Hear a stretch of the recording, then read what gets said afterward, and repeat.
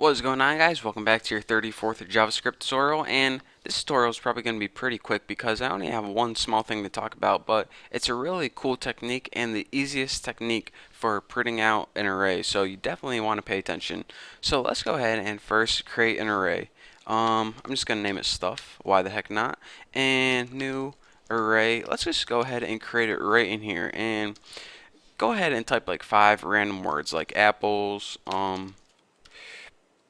pears, let's see, bacon, tuna, and ham. Simple enough. And actually, that looks like my grocery list. So anyways, we have an array called stuff, and it consists of 5 elements.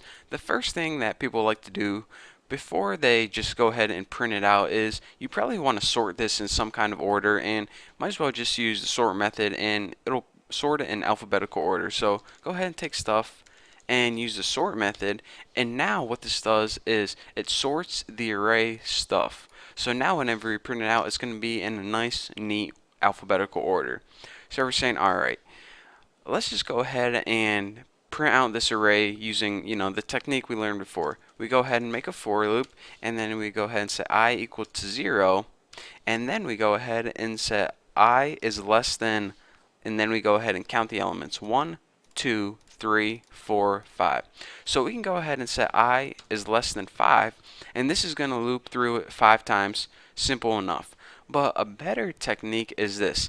Say later on you might add an element to your array or take an element out of your array, so the array size might change from 5 to 4, or make go from like 5 to 7 or something. Well, then we would have to change our for loop and things might get confusing.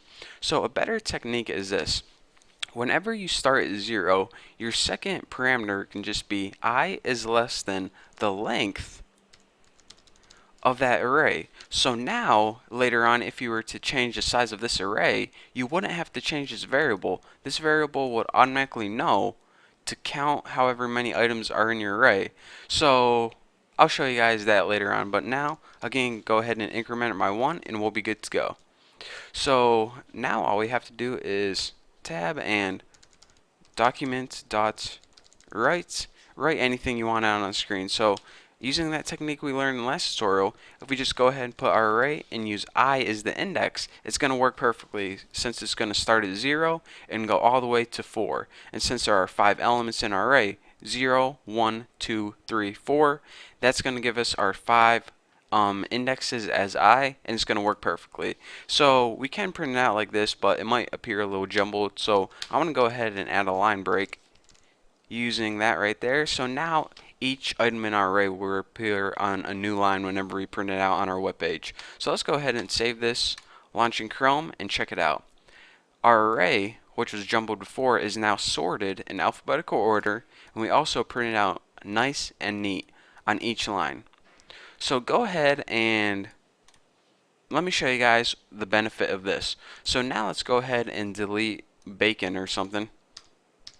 And now we only have 4 elements in our array. So before, where we would have to change this variable, it's going to recount it and it's automatically going to know that your length of the array has changed. So no need to change a variable here.